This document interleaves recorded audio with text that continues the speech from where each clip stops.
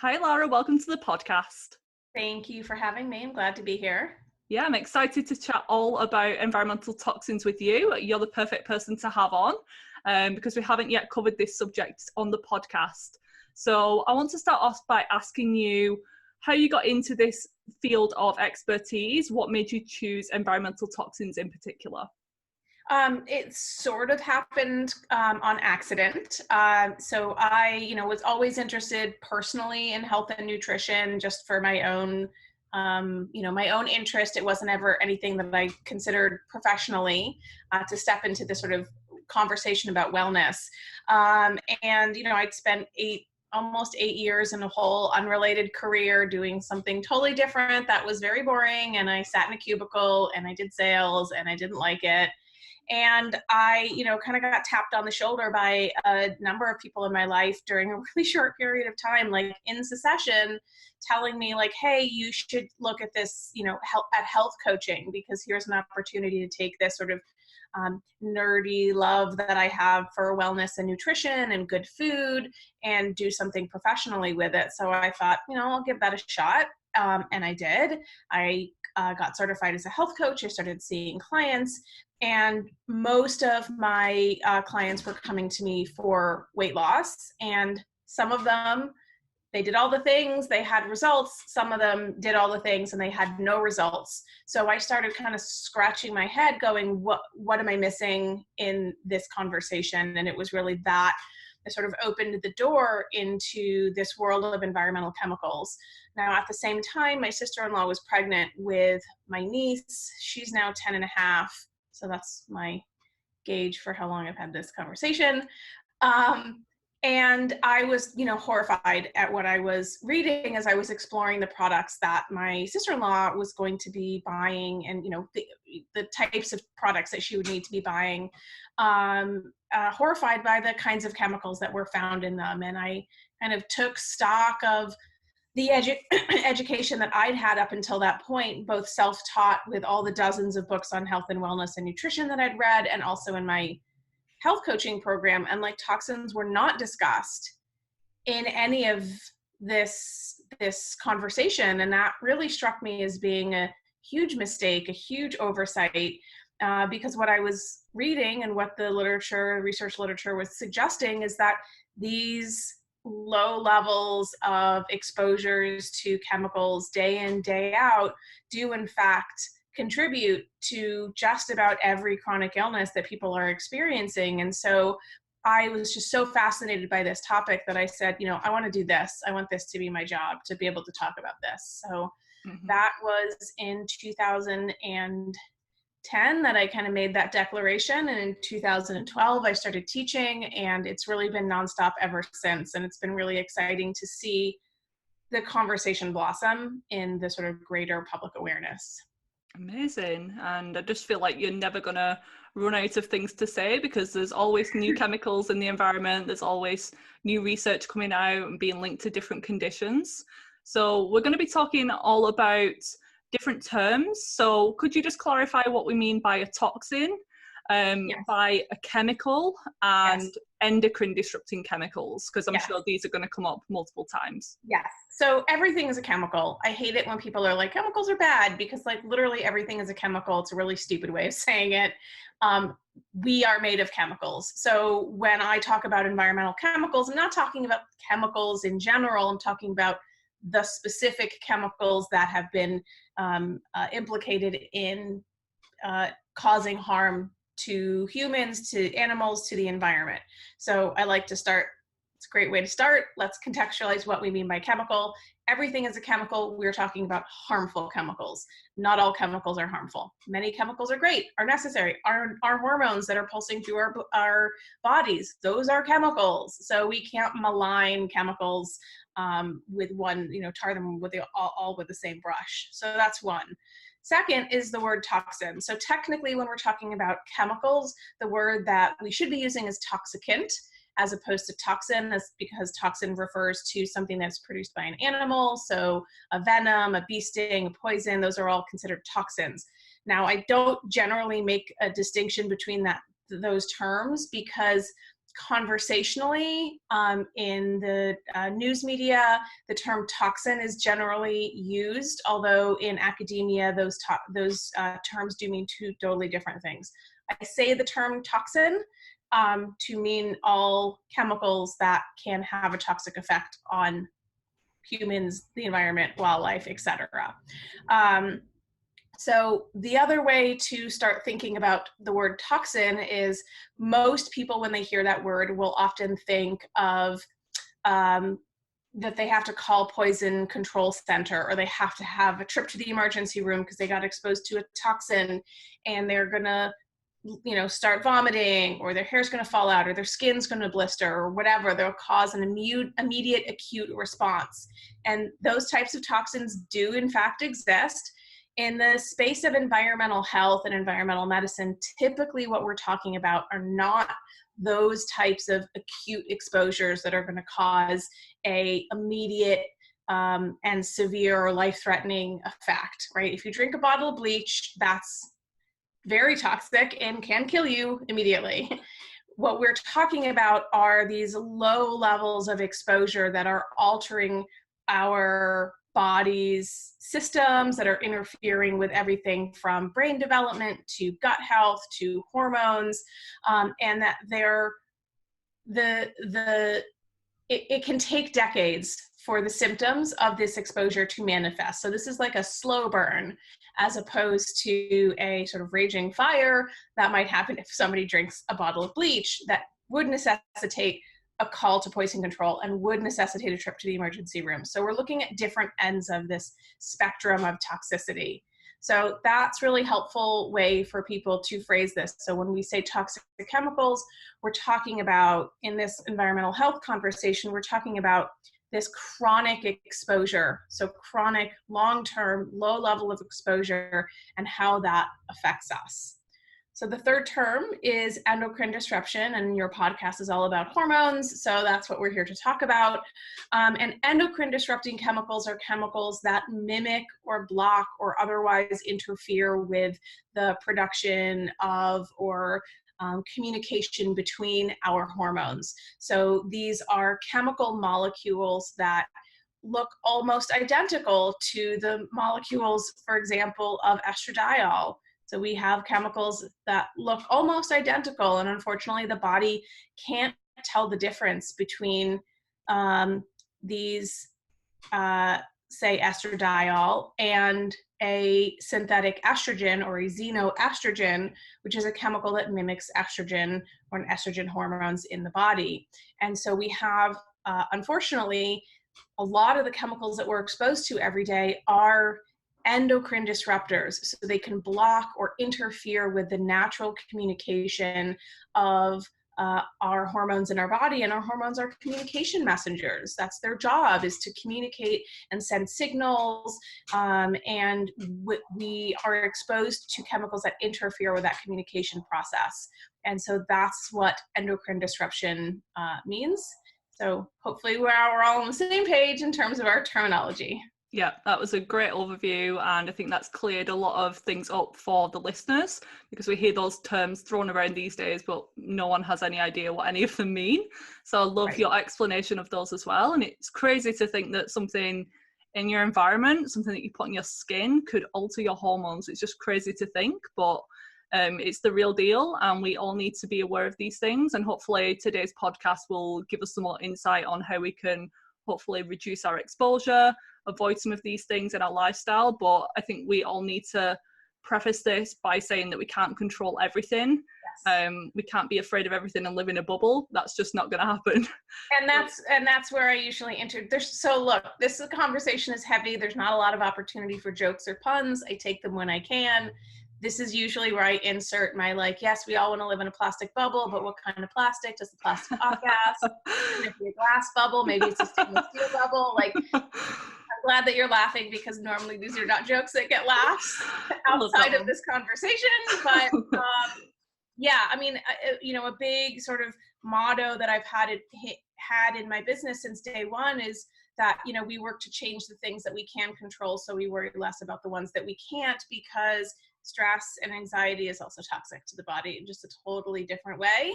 And so we have to find this balance between taking this information in, knowing what to do with it, figuring out what to do with it, taking action on it, and then just kind of letting go the things that are outside of our control. Exactly. Yeah, I'm with you on that. Totally agree. Just do the best that you can, Yeah. control what you can in your home, and then your body's actually more resilient against the things that you're exposed to when you're out and about, because we can't control absolutely. the air pollution or anything like that. So what would you say to someone who believes that our body can deal with these just fine? That's what our liver's here for. The chemicals that are in the environment have all been studied and they're all safe to use and pose no risk to human health. What would your response be to that?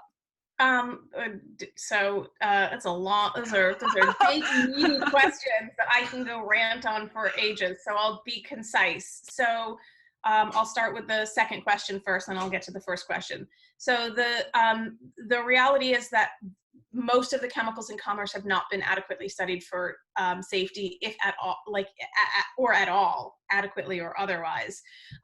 In the United States, there's about 84 or 86,000-ish chemicals registered for use. Globally, it's about 100 to 150,000. The vast majority of these have never been tested for safety, and there's, generally speaking, policies differ in different parts of the world, but there's very little emphasis on testing for safety prior to introducing chemicals into the marketplace. I know the laws on that in the EU are different than in the US. And when chemicals are tested for safety, they are typically tested using the framework of traditional conventional toxicology, which abides by this logic of the dose makes the poison, which basically says that, everything is a poison, it's just the dose that matters. So people who use this line of thinking will often make comments like, even water is toxic if you have too much, even salt is toxic if you have too much, it's the dose that makes the poison. And that statement is true, it's just not absolutely true. And so, there are, in fact, chemicals that the lower the dose, the more negative the impact is. And that's actually where endocrine disrupting chemicals come into play, because our bodies are actually designed to respond to very, very, very minute parts per billion, parts per trillion levels of these natural hormones in the body. And that's similar to what we're being exposed to. And that end of the dose spectrum is not being looked at by traditional toxicology. And all of our regulatory decisions are based on traditional toxicology. So even when we say chemicals are tested, they're not tested for these chronic low dose exposures, which is what we're getting. So even to say that, yes, some chemicals have been tested, they haven't been tested on real life exposures. That's not how the research tends to work. And so, and the assumption is that everything follows this dose makes the poison. So on one hand, that side of the question, no, these chemicals have not been tested for safety, not been adequately tested for safety, not even by a long shot. And yet they're freely used in commerce. Now, here in the US, we take this innocent until proven guilty approach. So if companies can produce whatever garbage they want, and then they'll, wait a couple years, 10 years, 20 years, 30 years, and then people are like, gee, something keeps happening to me when I use this product. I wonder what's up. And then the company goes, well, if you think it's our fault, sue us. Well, good luck, because that's a multinational, multi-million, billion-dollar company, and you've got a few people trying to team together for a class action lawsuit. It's a recipe for failure. So in the United States anyway, corporations rely on that sort of what they call checks and balances, but we call the black hole of the legal system. So it's a lose-lose or win-lose situation, win for the chemical industry. So chemicals have not been adequately tested. To the question of whether or not our bodies can handle these, and don't we have a liver and don't we detox every day anyway? The answer to that is yes. And so yes, we have a liver. Yes, we have 7 sort of channels of elimination that our bodies use every single day. Every breath that you take out is detoxing. Every time you pee or poop or sweat or move your lymph fluid through your body, that is your body doing its best to detoxify. However, we are now exposed to thousands of more chemicals than we ever have been before, and this is happening at a pace that's faster than our body can handle, which is why we have these chemicals that build up inside of our bodies and that cause all this damage. So we know that a lot of the chemicals that we're exposed to build up in our bodies because globally, there are human biomonitoring studies run by countries all around the world that track these things. And many of the chemicals that we are exposed to are persistent, meaning they stick around. They have really long half-lives, maybe 20, 30, 40 years. So it doesn't matter how great your liver is at detoxing it.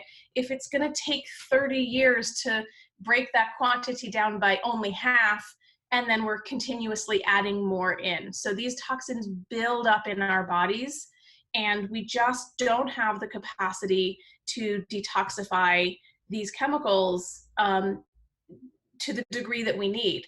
I'll also add that many of the chemicals that we're exposed to actually interfere with our body's ability to detoxify. So they suppress the enzymes that are necessary in our liver to break down toxins. The nutrients in our body that we need to you have phase 1 and phase 2 liver detoxification be working perfectly. How many people in the world right now have perfect liver function? I would wager very, very few, right? So like all things equal, if your detox system is working amazing, you poop once or at least once a day, you are fully hydrated and you have no problem with urination, your liver is perfectly functioning, you sweat every day, even then, you're still exposed to chemicals that stick around in your body and that can cause health issues. The other thing worth noting is that there are some sort of fly-by-night chemicals like the bisphenol chemicals, bisphenol A and S and F, etc., that their transit time through the body is very short. So the body can, in fact, metabolize some types of chemicals like BPA and some pesticides. They can be metabolized within 24 to 48 hours, but that doesn't mean that they haven't screwed things up along the way. They haven't left a trail in their wake of damage. So even though they're in and they're out, they still cause damage. So this idea that like, we don't need to do anything, our bodies are taking care of it, is not, I think that's the wrong way to approach it, because the reality is, people are way, way, way sicker now than they ever used to be. And if our bodies were so great at dealing with everything, then we wouldn't be seeing the spikes in chronic disease that we do see. Absolutely. And before we get on to some more of the negative impacts of these environmental toxins on hormones and fertility and weight, metabolism, things like that, I want people to become a bit more familiar with some of these toxins, where we can find them, particularly in our home, because like we mentioned, we can't really control what goes on in restaurants, in airports and things, so we can really have an impact of what we can control in our house. So I want to go through some different rooms in the household, and if you can cover some of the things to watch out for, some simple swaps to make, before we go on to some of the negative impacts of them. So the first place is the bathroom. I think this is, along with the kitchen, one of the places where a lot of these things can be found. So let's start in the bathroom with skincare products. So I'm actually going to flip this a little bit because I always have people start in the kitchen. And the reason why I have people start in the kitchen is it's the room in their house that they're already associating with being healthy and with optimizing their health. So it's an easier connection for people to make. I think a lot of times people have a really hard time connecting the specific health issue that they're experiencing, whether it's a Hashimoto's or weight gain or skin issues, with the things that they're using. And so we want to start connecting the dots for people in ways that are really easy. So I always start in the kitchen. It's a room that helps people, like, they feel more motivated in the kitchen because they are recognizing, the kitchen is the healthy room or the room where I can change my health. So I always have people start there. And the first place that I always encourage people to start is by looking at their food, because it's you're eating multiple times a day, and every time that you eat is an opportunity to either expose yourself to pesticides or not. And so the goal here is to start emphasizing organic food as much as possible. Like I said a moment ago, there are pesticides, many pesticides, in fact, that actually can be excreted very quickly in the body. And so there's been a number of studies that have intervention studies that have looked at what happens when someone, for example, or when people go from a conventional diet to a mostly organic diet, and measuring the metabolites of pesticides in their urine. And these studies have found that you can drop your circulating pesticide levels by 80 to 90% in 3 to 5 days. So like, let's do that. Yeah. If we can do that. Yeah, so really impressive. For people in the EU, that's even more important because organophosphate pesticides are a bigger problem in the EU than they are in the US because they're not as heavily regulated. So exposure to organophosphate pesticides contributes a larger portion to the ill health in the EU than it does here in the US. So that's like probably the only area in which the tables are flipped, and the US actually has better regulation than in the EU, which is quite shocking. Interesting. I did not know that at all. You have like the GMO everything though, so maybe that's the benefit of the EU in that regard. But yeah, it's shocking. I didn't know that. Yeah. So so I always encourage people to start with organic food because it, a lot of the chemicals that we're exposed to in these pesticides, they are neurotoxic, they're developmental toxins, they're endocrine disrupting, they're carcinogens, they're reproductive toxins. So like they don't have just one effect. The same chemical can have dozens of effects, and the same chemical exposures can manifest in different symptoms in different people depending on where their sort of genetic weak link is, or what's happening in their lives. So number one is always going to be organic food. From there, it's really looking at plastics in the kitchen, plastics in food packaging. So plastics leach compounds that mimic estrogen. It kind of doesn't matter what type of plastic. Some are worse than others. I don't really think there's any safe plastic, but there are safer plastics.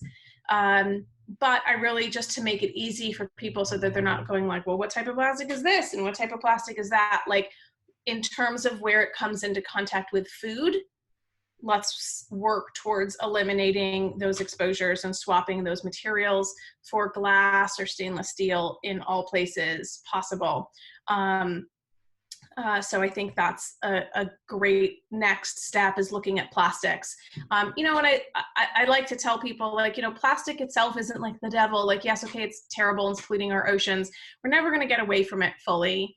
And so we don't want to be plastic phobic. I have a lot of clients that are like freaking out about like, these inconsequential, the door handle on my car is plastic. Should I be concerned? No.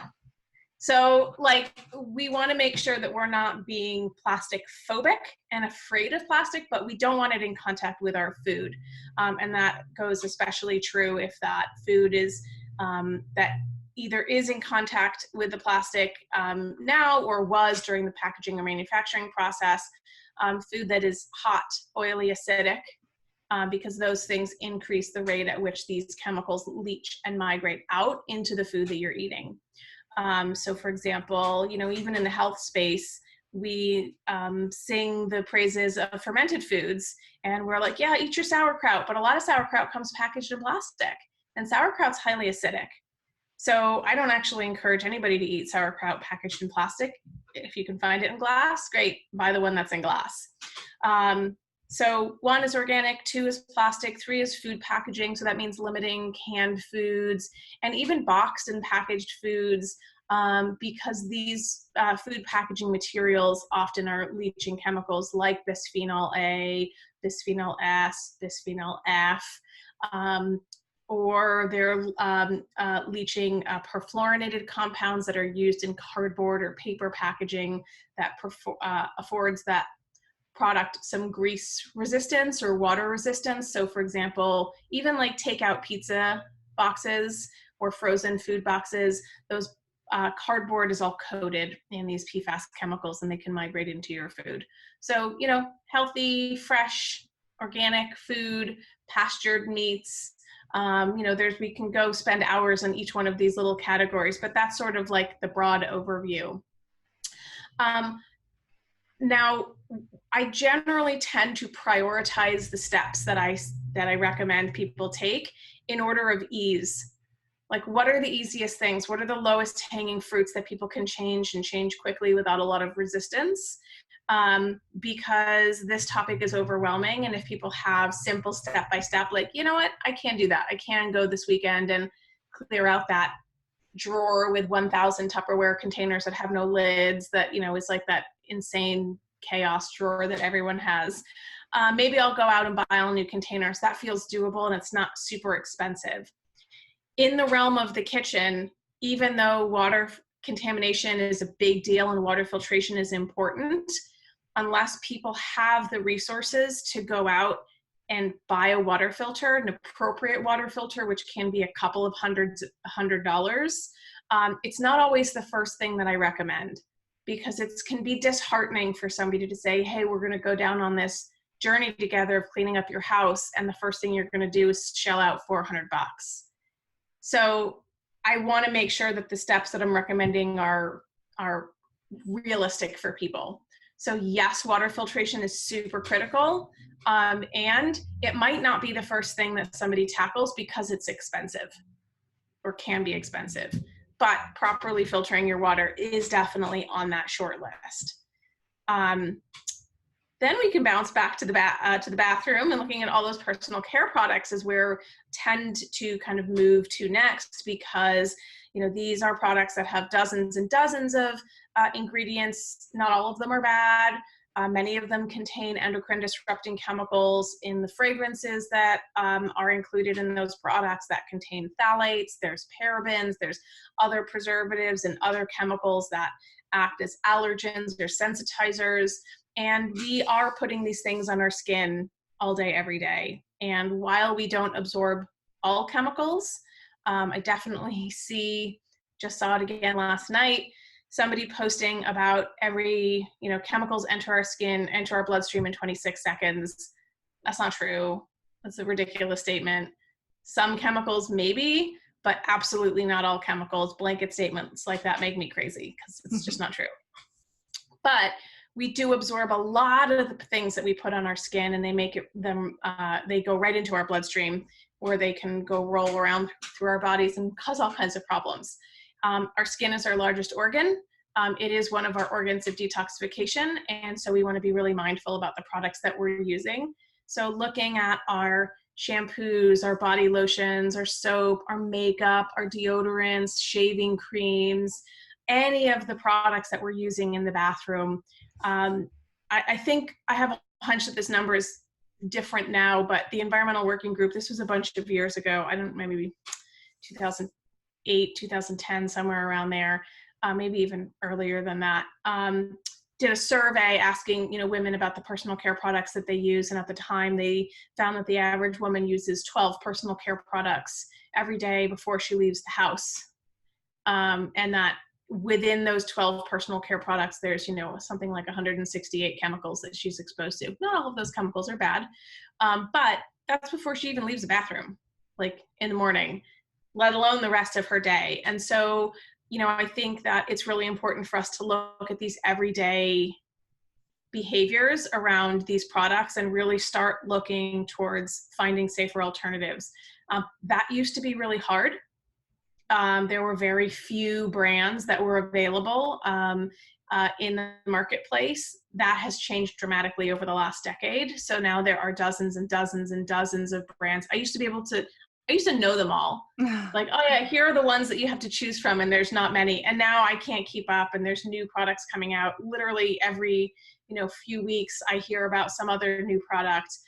Some client of mine messaged me yesterday and said, hey, I went in this different direction, and I just started producing this, organic wildcrafted skincare line. I'm like, great, another one, amazing, love this. In fact, it's the fastest growing sector of the beauty industry is natural organic skincare. So that's great news. How does someone know what's really clean and non-toxic, because there's a lot of like greenwashing, Yes. similar to like the food industry. It's claimed it's healthy, it must be healthy because it's gluten-free, it's organic, but how does someone know if it actually is good for them or not? Unfortunately, they usually have to do a little bit of research, because, you know, just like you said, there's a lot of greenwashing in the beauty space. You know, in the US, the term organic is not regulated as it pertains to beauty care products. So unless the product contains actual certified organic ingredients that are food grade ingredients, you know, they can call their company. I mean, there was a shampoo line called Organics that was like, had nothing organic about them at all. And people were like, I buy this organic shampoo. And I'm like, no, you don't. That's garbage. And so there's a lot of greenwashing. So one, you know, that we have to just be educated consumers, period, end of story. And there are a couple of tools and resources that are available online that kind of help cut through some of that noise, and they sort of curate collections of products. You know, the Environmental Working Group here in the States has their Skin Deep database. It's not a perfect database. It's not a perfect resource. There's a lot of problems with it. And it's also a singular place where you can go and get a ballpark of whether or not a specific product, excuse me, is kind of on the good spectrum or the bad side of the spectrum. And there's also companies like the Detox Market here. These are all US-based ones, so I don't know if there's equivalents in the UK. But the Detox Market is, there's Folane, there's another one, I can't remember what it is off the top of my head. But these are companies that curate really clean, non-toxic products that are free of the sort of the worst offenders that the conventional sort of products in the marketplace have. You know, there are a couple of brands. I mean, I was just listening to a podcast this morning on an NPR podcast called How I Made This, which is an entrepreneur podcast. I was interviewing the founders of EO Products, essential oil products brand, and the founder of that company got her start working at Neal's Yard Remedies in London, which has been around for decades. And that's a company that, I don't know what their ingredients are like now. I think they're still really clean. You know, that's sort of like this homespun UK brand that was way ahead of its time in terms of producing these products that were made with natural plant-based essential oils, really clean quality ingredients. And so, you know, the point is that the number of brands has completely exploded, and there are resources out there for people to kind of help cut through the chase. The other thing is, you know, I really, so that we don't become obsessed and neurotic and freaking out about every single ingredient, I do really believe that there is this sort of spectrum of good, better, best. And sometimes the best stuff is hard to find, or it's really expensive.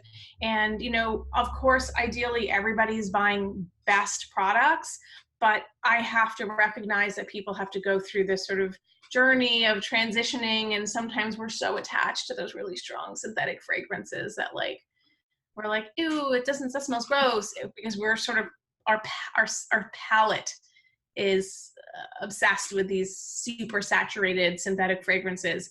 And that maybe the first step is just finding a product that's a little bit better. Not everybody can afford to jump to best. So again, I want to make sure that we have realistic options for people here. But yeah, I mean, again, just getting educated. You know, I have a small collection of curated products on my website.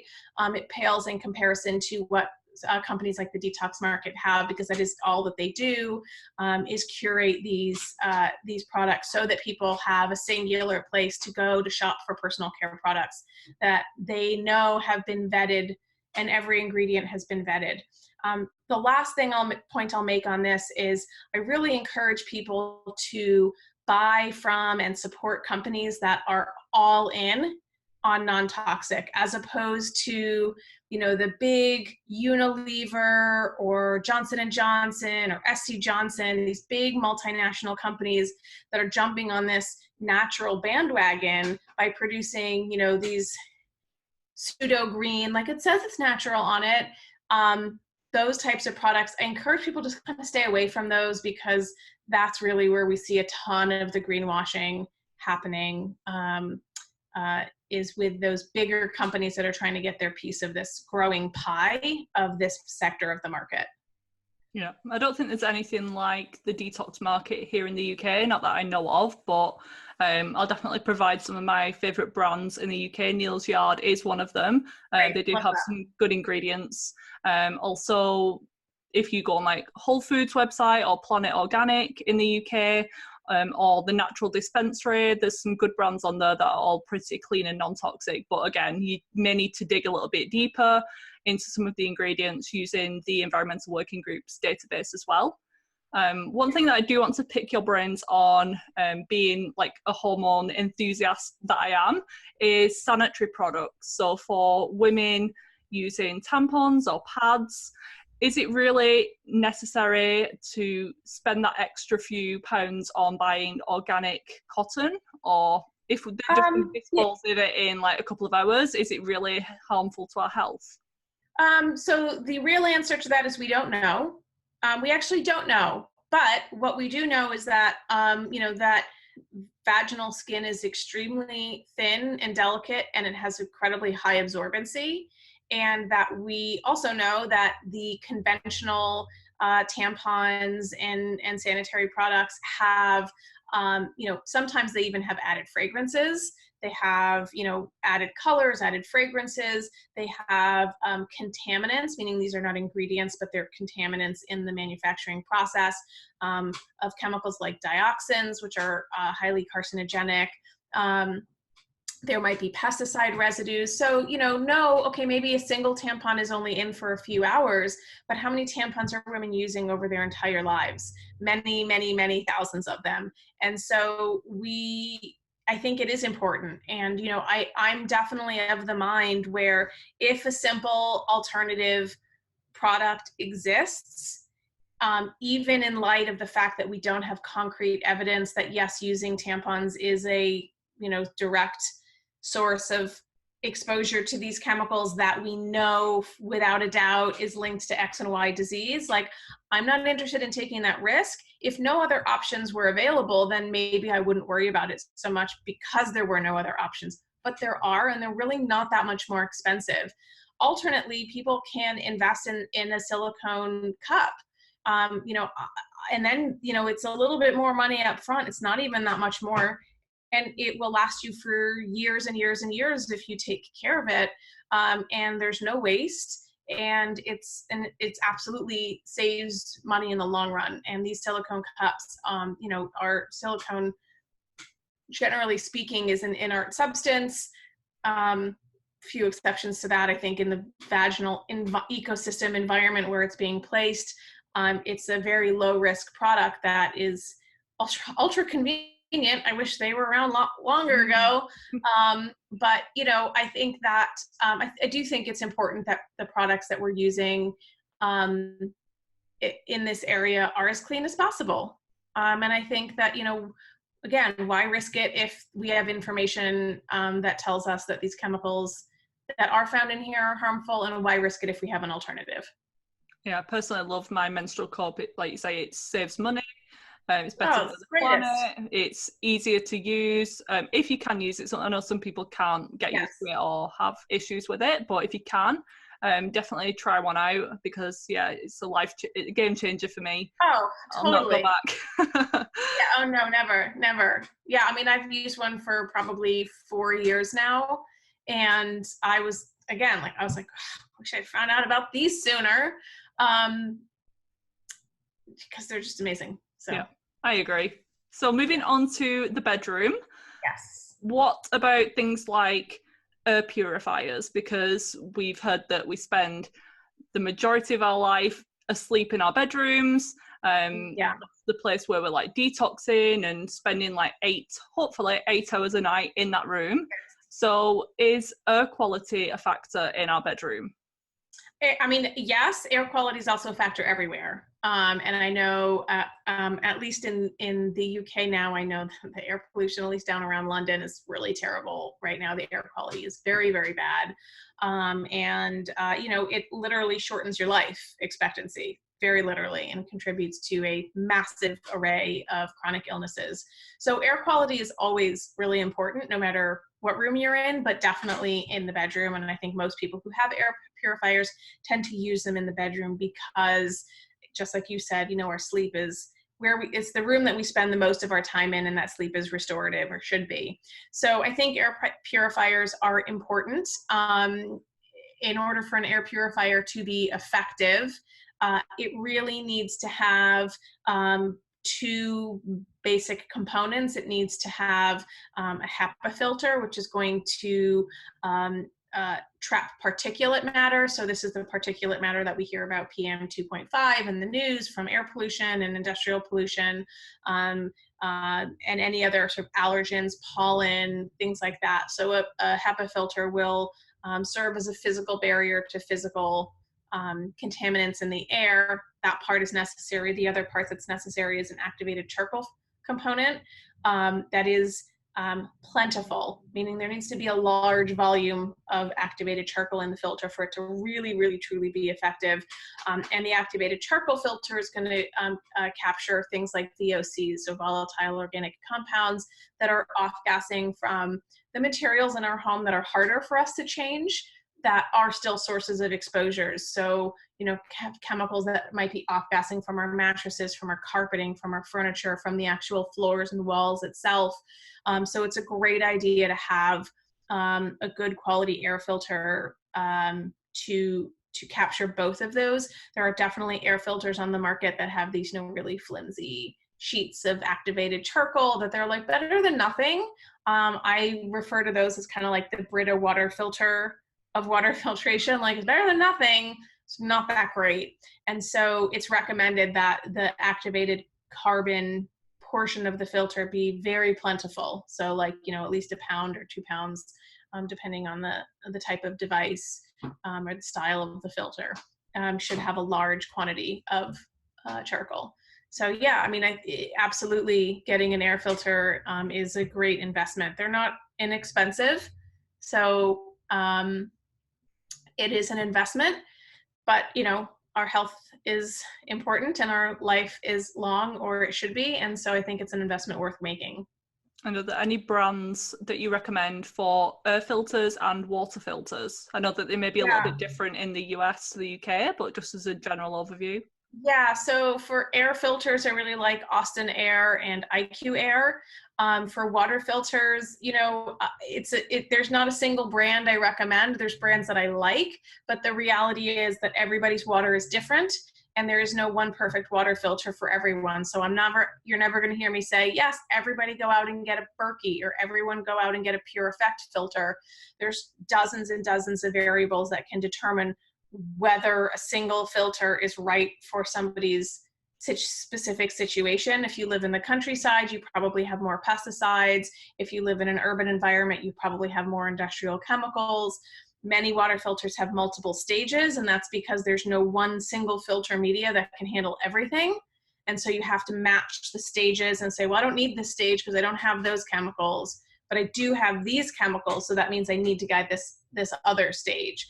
And so you really have to cobble together, or at least make sure that the filter that you're buying is a match for the contaminants that you have. So that means before you even go out and buy a filter, you have to research what's in your water and or get your water tested so that you actually know what you're dealing with. And instead of going and being like, oh, so-and-so says there's a great, oh, I use this water filter, it's great, my water tastes great. Good tasting water is not an indication of necessarily contaminant-free water. So those types of recommendations are meaningless. They're just meaningless. And so there's not a single brand. There's lots of options for people, provided that they're the right fit. So for example, I used to live in New York City in like this 500 square foot apartment that had the tiniest kitchen you could ever possibly imagine. And, you know, a Berkey water filter, which are these gravity fed, big stainless steel countertop water filters, which are great for drinking water. They're not really convenient for cooking or anything else. I would not have had any room in my teeny tiny kitchen for that water filter. So again, it's a great filter provided the circumstances are right. So there's not a single brand for water filters. I have a maybe half a dozen different brands that I'm like, these are good. And again, even a sort of widely commercial brand. I don't know what the sort of big water filtration companies are in the UK, but here we have, like Pelican and, Culligan water filters. And these are just sort of like the big brands, these sort of aggressive salespeople. But those types of filters might be perfectly fine for someone's situation. They may not need to spend hundreds and hundreds of dollars if their water's not that bad. So why spend the money on like these big guns that you don't need? So it is a very personalized process. Yeah, do your research and choose one that's right for you. Yeah, that's good advice. Yes. And back into like the bedroom, what about electronic devices in the bedroom? Should we completely get rid of everything, our TV, our phones, our alarm clocks, because we hear Ideally, about yes. the dangers of yes. EMF and all of these things? What are your thoughts on that? Yeah, I mean, I think first of all that like we are meant to sleep in total darkness. So that sort of ambient light that's coming from all of these little lights on all of our electronics can in fact disrupt our sleep. And as we were saying earlier, sleep is really important for immune system building, for detoxification, for literally everything, all the things. And if you're not sleeping, that's a real problem. And there is also concern about EMF exposures in the bedroom that interfere with hormone production, that interfere with sleep. Definitely no TVs in the room, no devices in the room. These are all things that, the average person kind of scoffs at, like, what? You mean I can't fall asleep scrolling my iPhone on Facebook or on Instagram? Like, no, it's actually really bad for you. Psychologically as well as physiologically, because the light that's coming from those devices actually suppresses melatonin, which is our hormone that helps us go to sleep and fall asleep. So, yes, I really do think that sleeping in a cool, dark room with as little amount of electric interference as possible is ideal. There's people who I'm an outdoors person. I love going camping, and a couple of nights of sleeping outside in nature really resets your clock, because that's really how we were supposed to sleep, is that way. Obviously not like in a tent on the ground necessarily, but I think it's just really good for our health to sort of help reset our circadian rhythm to the natural cycle, and all of those lights and devices really snap us out of that and can in fact just totally jack your hormones. All that blue light is terrible. Yeah, they affect us in multiple ways, like you said, the mental health, the blue light, the EMF exposure, electronic radiation. And even simple things like turning the red light filter on your phone is just I just have this set as a shortcut so I can turn it on and off pretty quickly.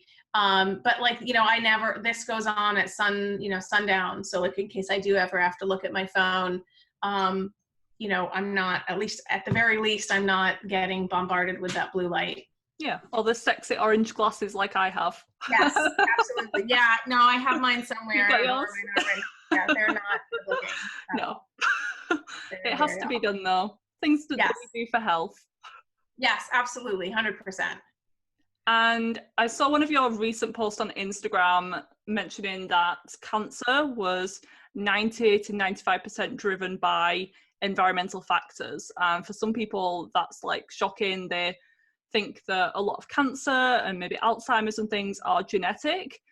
So that statement is that 90 to 95% of these things are environmental exposures or factors, whereas only 5 to 10% is genetic. Can you just talk a bit more about that and the power of epigenetics?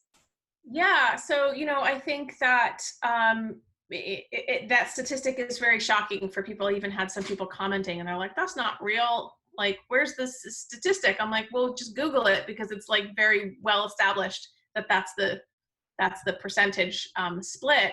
And so, I think we see a lot of people that have a genetic predisposition to cancers. They have maybe the BRCA gene or whatever for breast cancer, but our genetics are not our destiny.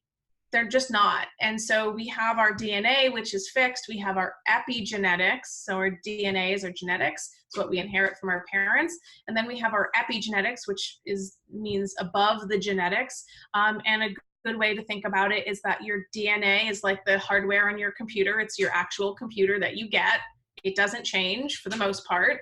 But the epigenetics is the software that tells that computer what to do, and your software is changeable.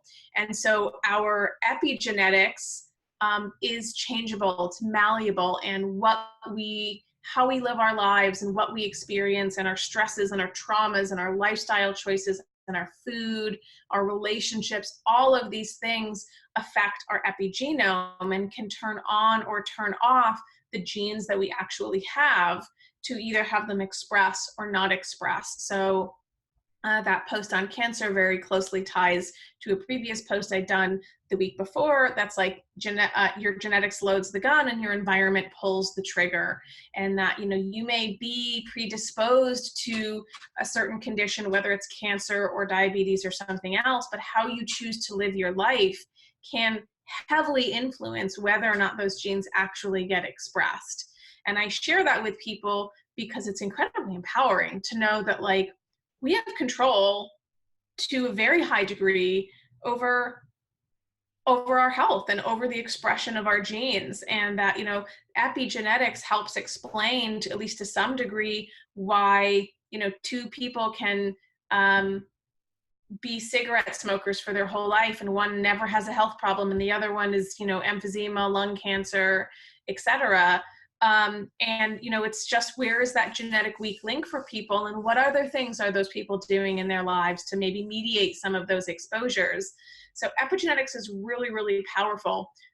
Back to the cancer post, we know that, like I said in the post, 5 to 10% of cancers are attributed to this genetic factor, but 90 to 95% are attributed to external factors, so environmental factors. That includes things like smoking, alcohol consumption, excessive sun exposure, your diet, your lifestyle, chemical exposures. All of these things together create this sort of storm of experiences, exposures that can actually alter our gene expression in a negative way, in a way that turns on the genes that we might have lurking in us for cancer or Alzheimer's or diabetes or Parkinson's or whatever it is. And so, I think it's really important. I think that statistic is really important for people because it shows us how much of cancer is preventable. Like, most chronic illnesses are preventable, period, end of story. Like, they are preventable.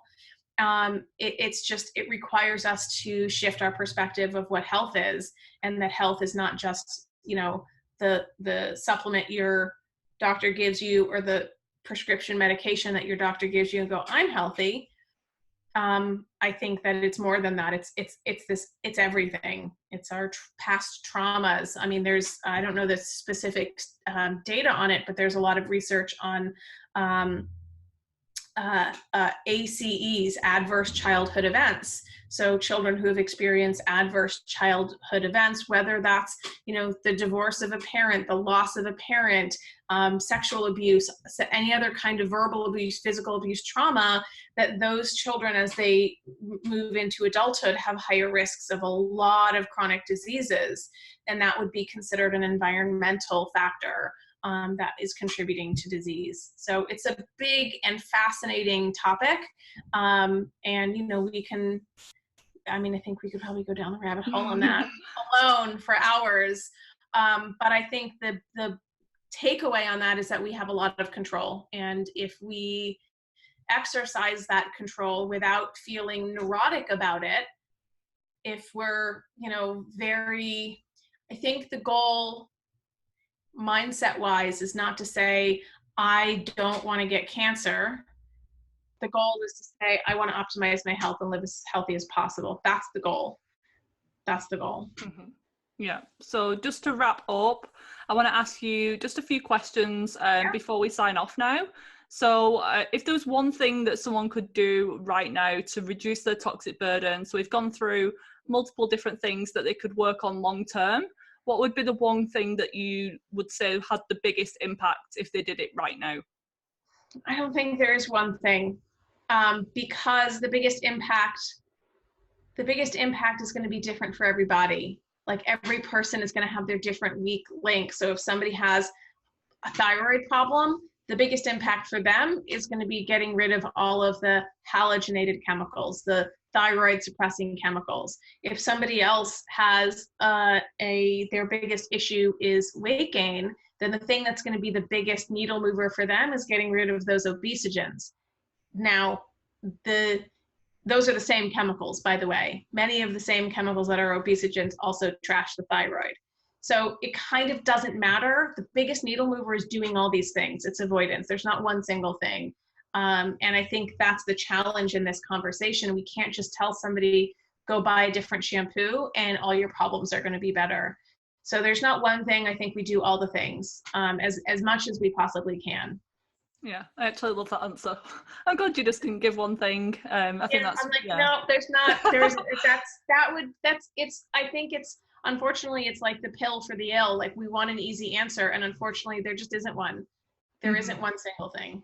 Yeah, and we can't expect people to. We're not asking people to completely overhaul their life and throw out all of the kitchenware and buy fresh and buy new skincare. Yeah.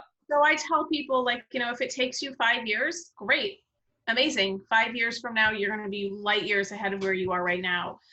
It took me 8 years before I replaced my mattress because it was really expensive. So it took me 8 years, and I was sleeping on this, really shitty regular mattress that I guarantee had all kinds of chemicals on it. And, it took me a while to swap it out because I wasn't ready financially to make that investment. So it is a process. And it takes time, and it's okay however long it takes. Mm-hmm. And is there anything that you're into lately? So is there anything that we've not covered, any cool new research, or just something completely non-health related that you're into lately? Lately, I'm really into refinishing furniture, vintage furniture. That's just nothing to do with my work, but I find it to be really fun. Are you using non-toxic products? I am. I am. They do exist. I was trying to catch you out then. Yeah, no, they do. I hunted and went out of my way and spent all the extra monies on, really good quality wood oils that are very, very low VOC, that are all natural, that, I walk my talk as much as I can. Practicing what you preach. Yeah. And is there one non-toxic product that you couldn't live without? So is there any like appliance or skincare product that you just love? I think it's just not a non-toxic product per se, but I think the one product in this realm that I couldn't live without would be my matcha tea. Yes. Because matcha tea is, not only is it delicious, but it is loaded with nutrients, with antioxidants that actually help with the detox process, that help, as we were talking about earlier, support natural detoxification. It's super rich in chlorophyll. Chlorophyll binds to metals, helps excrete those out. So it's kind of like this amazing miracle beverage. I love matcha so much. I named my cat Matcha, who's behind me in that chair. So that is the one product that I couldn't live without. And then that is the other thing that I couldn't live without. Talking about matchas. But yes, I'd have to say matcha. I'm team matcha too. I'm right there with you. Yeah, I've been drinking it for like 10, 12 years, and I don't know. I think it's crazy that it just kind of blew up in the health space just recently, which is really fun and exciting because it makes it a lot easier for me to get it. Exactly. And finally, Lara, where can people find you online and find more about you? I'm sure they want to follow you, and you share a ton more information on this subject. So like your Instagram, your website. Yeah, people can go to my website, which is laraadler.com. So LARAADLER.com. And you can find me on Instagram at Environmental Toxins Nerd. I love that handle as well. Yeah. Easy to find, easy to remember. Yeah. Thank you so much, Lara, for your time. This has been a fantastic episode. Again, educational, but not overwhelming, not too scary. You definitely broke it down and made it seem not as overwhelming when it comes to swapping out some of these products. So I really enjoyed having you on, and thank you for joining me today. Yeah, thank you for having me.